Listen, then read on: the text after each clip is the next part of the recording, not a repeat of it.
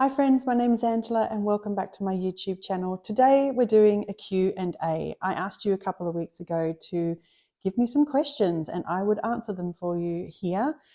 Thank you so much for the questions you've asked. Some have been really thoughtful and I've had to think carefully about the answer. So I'm looking forward to sharing them with you today. So the first question is from Tetsujin28. Do you have bookshelving in one area of your home or in a few rooms? I have bookshelves in one area of our home, which is like a media room / library room. I actually shared a few images of this in a bookish chat a few months ago, and I shared it with you because I was looking at doing some updates in that room. So I'll share a link to that video below so you can see what kind of shelving it is. But while I do have one area where there are bookshelves in our home, I have books scattered throughout. I have them in our guest rooms and bedrooms, all that sort of stuff. So I do want to get a few more shelves throughout in different areas. I just want to kind of space them out a little bit because as much as I love books hanging around, I much prefer them to be in a bookshelf in an organized fashion rather than just scattered everywhere. I tend to just like having, coffee table books on sideboards and places and coffee tables and stuff. I do like it a little bit organized. The next question is from JF8559. What was your favorite book as a child and were you always a keen reader? I think initially I loved books like Peter Rabbit, Heidi, Swiss Family Robinson, Fables, Hans Christian Andersen kind of things. I really do remember reading like a collection of fables and fairy stories as a young child. But I think my earliest memories of reading independently, where I got a choice in what I wanted to read, were stories like Nancy Drew, Sweet Valley High, The Famous Five, and The Babysitters Clubs. Definitely all those kind of series. Judy Blume, Virginia Andrews, and Roald Dahl followed soon after. Those were the kind of books that I read growing up. Honestly, one of my earliest memories of reading was we had a huge collection of Encyclopedia Britannicas. And I remember really just sitting down with those and just reading through them from cover to cover.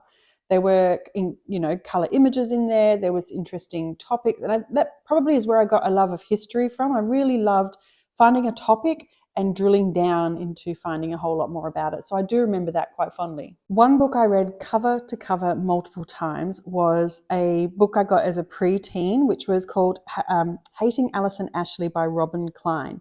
This is not the original edition. I actually purchased this for my stepdaughter when she was at school, and I think it was prescribed reading at some point. It's a really funny book about a girl named Erica Yerkin, who is called Yerk by all of her friends, or people she thinks might be her friends. She's in 6th grade and she thinks that she is all of that until a girl named Alison Ashley turns up on the scene and all of the attention goes to her. It all culminates in this school play, and it's such a great book about female friendship and self-discovery. I loved it. There was a movie made about this a number of years ago as well, which the book is a million times better. It was so much fun and I absolutely wanted to be Alison Ashley growing up. The next question is from A Reader's Almanac with Celeste. What is it like to live in Australia? Is it like the movies? It does depend on the movie, to be honest. Australia is a little different to other continents where we have this huge expanse of land, but the population density is all around the coastline.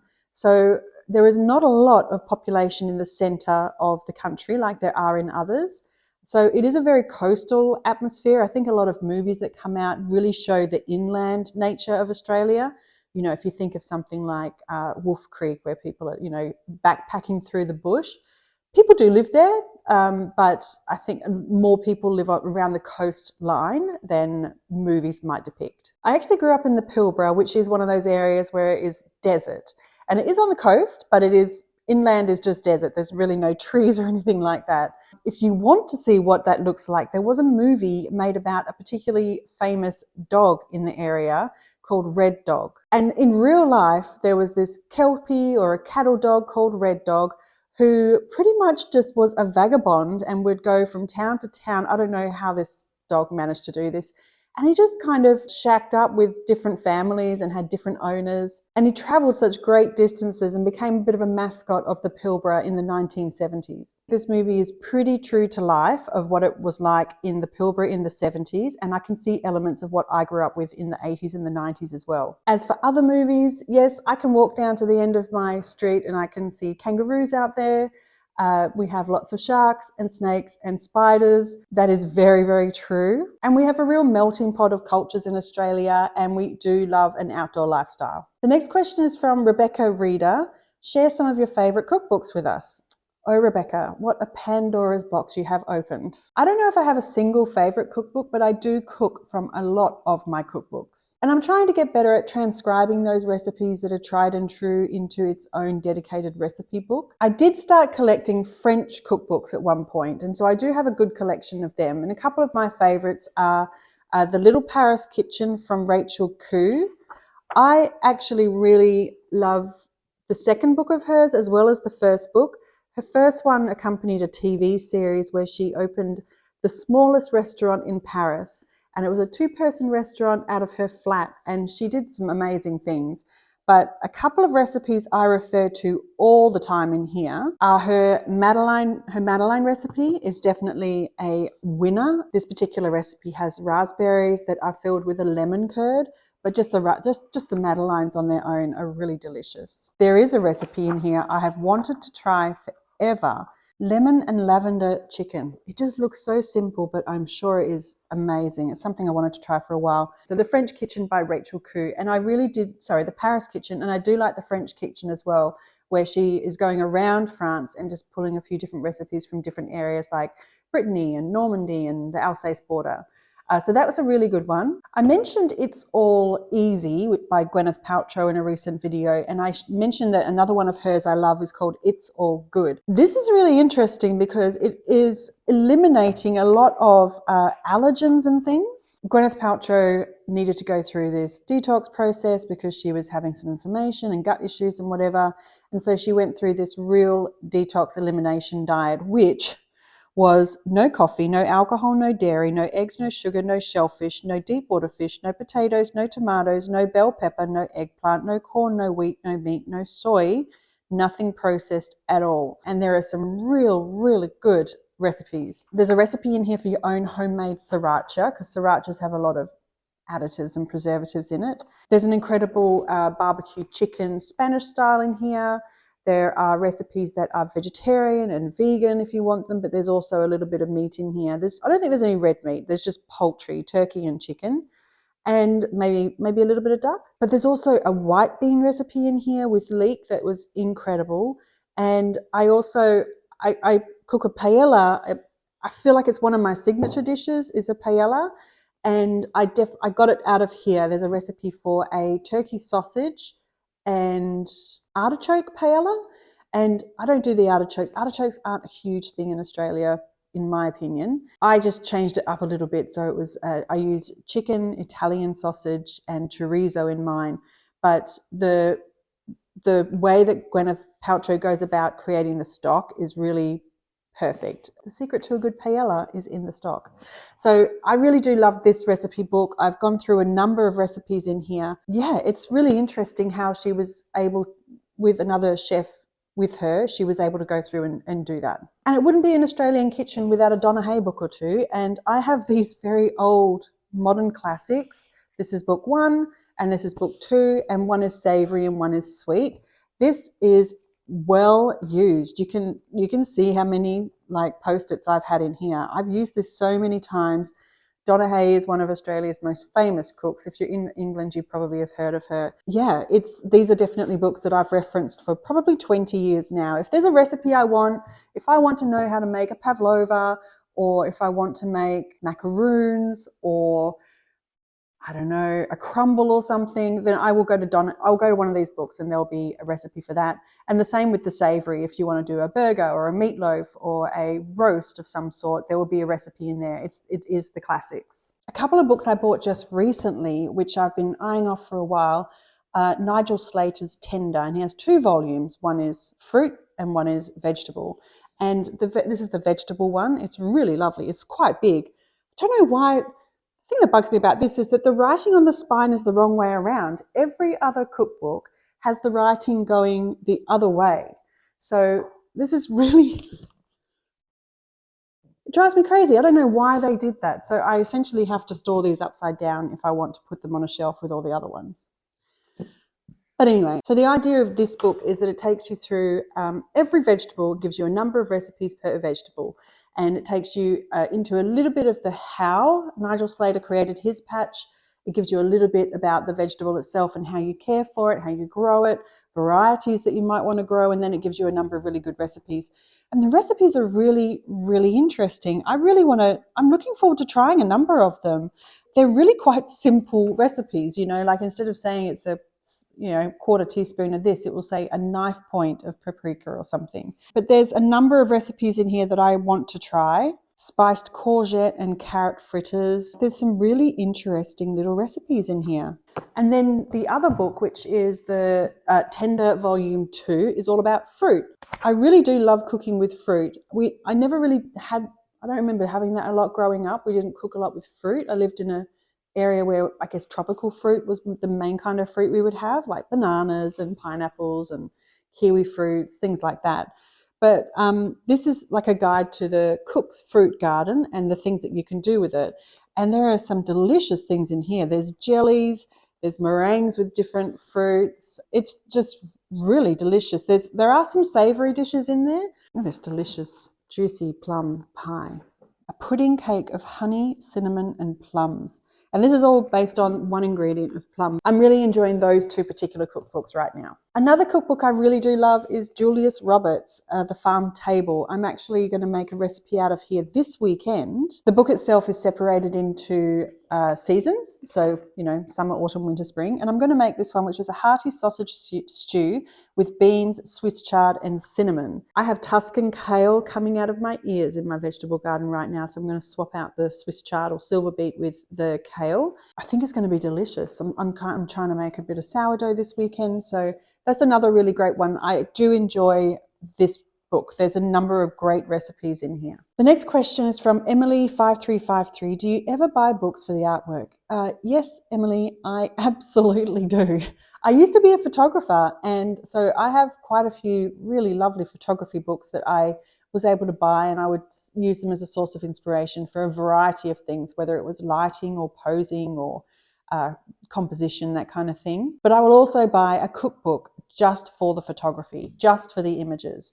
And one of those this is another French book. It's ginormous. I don't think I've made a recipe out of here before, but the particular book has the most beautiful photography, and it also has a number of illustrations. The photography is just stunning, but it does have illustrations through here as well. I don't think you'd call it artwork exactly, but it's not a straightforward cookbook with just photos. There are some illustrations, but it is beautiful. Look at this. All the little game. One of my most treasured photo books is this one, which is called Milton's Marilyn, and it's by Milton Green. Unfortunately, my puppy, not my current puppy, but another puppy, decided to chew on it while she was going through her teething era, so it got a little damaged. This is such a treasure for me because it was it's the photographs of Milton Green, and it was compiled by Joshua Green, his son, and it was signed by him in the book. So that was lovely, but the book itself is just some of the most beautiful imagery I've ever seen. I'm a big fan of Marilyn, and the relationship she had with Milton Green was really unique, where they were friends as well. She was good friends with his wife, Amy, and she formed her production company with Milton Green.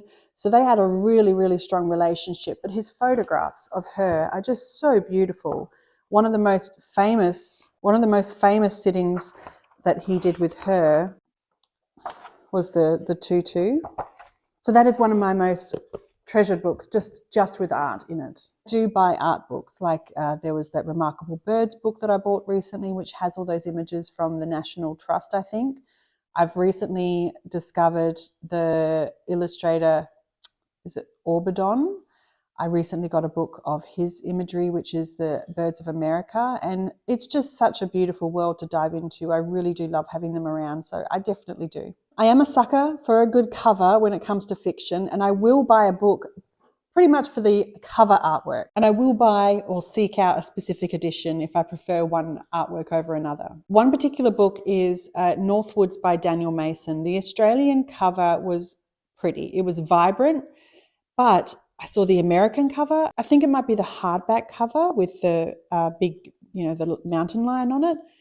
I want to get that. So I read the Australian one because that's what I had available to me, but I will probably try and get hold of a hardcover with that beautiful image on the front. The next question is from Kim, middle of the book march. Do other activities compete with reading, and which would win a contest for your time? Yes, there is a lot of things I like to do other than reading, and I do often find they compete for my time. Reading is most definitely just one hobby among many. There's gardening, cooking, writing. I like to journal. I want to try my hand at watercoloring and nature sketching. I play music, piano and guitar, and I recently just started to learn how to make sourdough again. I tried it a number of years ago and I'm giving it another go at the moment. So there are lots of things vying for my time. And now I guess YouTube is another thing amongst all of those. I think the hobbies that might win over reading would be gardening and cooking, probably because they're such tangible ones. Like if I'm gardening, maybe it's, with the idea of sharing the space with people or, growing vegetables. Or cooking, it'd be generally just cooking for other people, even if it's just my husband. It's a shared experience. And YouTube is probably something else that is taking up a little bit of reading time. The next question is from Liz H. Was your dad instrumental in you being a reader, and do you have any fond bookish memories of him? Thank you, Liz, for asking this question. I found it really interesting, and I chatted with my mum about it to try and get a bit more perspective. My dad was not a big reader until probably the last 20 years of his life. He read a lot of Australian history and spy detective novels like Michael Connolly, the Jack Reacher, Lee Child. He read a lot of those books. I would often buy him a new book on Father's Day or his birthday, which was probably one of those, get him the latest release. There would always be some of those dad books coming out around Father's Day. But while I don't recall reading with him as a child, I definitely spoke a lot with him about books in the last number of years as my reading increased. And we would talk a lot about the Australian history books in particular. He was a big fan of the Peter Fitzsimmons books. Peter Fitzsimmons is a Australian personality, I guess you'd call him. I think he used to be in sports, and he is prolific with some books about Australian people, famous people, some are not so famous people, and key moments in Australian history. So it could be around Gallipoli or the Anzacs, the wars, or even Australia's own history, like the Batavia shipwreck. There's a lot of stories, and he has a huge team of researchers behind him. And we would often talk about those books, or my dad would lend one to me to read, but they are big, they are tomes, they are big books. So I've only read a couple of them, but we would definitely talk about those. The next question is from Ali, avid reader. Do you have a favourite author whose book you would just have to buy the day it's published, and do you follow any other booktubers? Yes, I would race to the store if Madeline Miller came out with a book today. I would drop everything and go. Following that, it would probably be Claire Keegan, Benjamin Myers. Benjamin Myers is a new author in the last couple of years, and he has a new book coming out in August, so just a couple of months, and I will be rushing to get that one. I think if there were any selected writings or books by A. Milne, even though they're not new writings, I would probably look at buying those. I really do love his writing. I do follow other booktubers, but not religiously. I kind of dip into them here and there, and I struggle a little bit with other booktubers because my reading range is quite broad. I read a lot of genres, a lot of authors, and I find a lot of YouTubers are very niche-like. They might just be reading fantasy or new releases, book talk kind of things. Sci-fi, history, just the classics. So I do struggle a little bit in that sense. And I just kind of want to find booktubers that are reading a wide variety of things. Non-fiction, fiction, current, old, that's what I'm looking for. Some of the booktubers I do follow though is Miranda Mills is definitely one. I found her a few years ago, and I really do love her relationship with her mum, her life in Yorkshire, and her reading selection is so varied. There is such a mix of new books and old books, old authors that I've never heard of that she really does encourage people to try and seek and find. I think there was a book I read last year called Old Herbaceous by Reginald Arkell that I came across on her channel, and I'm so glad I found it. So there's a few obscure ones, but I do enjoy her channel because she has such a breadth of reading in her backlog.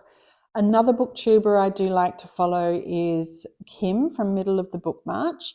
I love Kim's succinct way of describing books. She is very articulate and to the point, and she doesn't fluff around. I find her very funny, and there's a lot of books that I've come across on her watch that have kind of piqued my interest. If I read Middlemarch, it will be because of her, and I may do that one day. Maybe that will be a retirement project. I've never really thought about reading Middlemarch by George Eliot before, but she makes it sound very interesting, so maybe that one. Another YouTuber is Gretchen from Made You Book. I think she's only been around for less than 18 months maybe, but her range of reading is very, very wide, and I enjoy how she is straight to the point. She is articulate. She gives her opinion very clearly. She'll give you a straight review, and she will let you know whether something was interesting or worthwhile in her opinion or not. Gretchen also reads a lot of long list and short list lists, which is interesting. I don't think I could ever do that. It sounds like quite a lot of pressure, but it does mean that she has a huge range of single videos around book reviews. So that's another booktuber I do dip into. The next question is from Alison Ryder. Who was the biggest influence in your young reading life? Most definitely my mum. My mum she was my supplier of books as a child. She would accompany me to the library. She would always encourage me. I think I shared with you that I think the reason why I love a lot of English literature is because of her. Growing up on things like Peter Rabbit and Enid Blyton books. But when I started to branch out and look for books to read that were not nursery kind of books, I went for her bookshelf. And I read a lot of books on there I probably shouldn't have at the age I was, but that was where it all kind of started. My mum has incredibly good and eclectic taste. I do think I've gotten that from her. There's not a book that she really will not read. She always gives something a go. And I think she's definitely influenced me a lot. Hi, Mum. And the last question is from Diane Gibb. My question is, do you use a library, and have you grown up using libraries? Yes. When I think about it, I don't think that there was no bookstore in the town I grew up in. And this was like mail order days. So if you wanted something, it was like you filled out a form and put it in the post with some money and sent it off. So I think we must have had a bookstore in the town nearby, which was maybe a 40-minute drive. It was probably the library and library sales where I got most of my books. So I definitely had a very active library card there. I don't use a library right now because I am really hard at sticking to time frames when it comes to reading a book. I like to get a book and let it sit there for a while and marinate, and I can't do that with library books.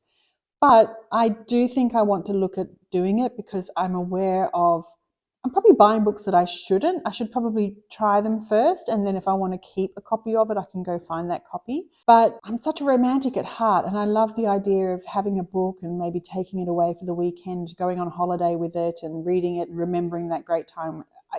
All these connections happen in my mind, and for that reason, I like to buy a book, and I'm happy to give that away later. But I think I want to go get a library card, maybe try a few other, maybe the classics before I actually go and buy like a really nice edition if I want to keep it.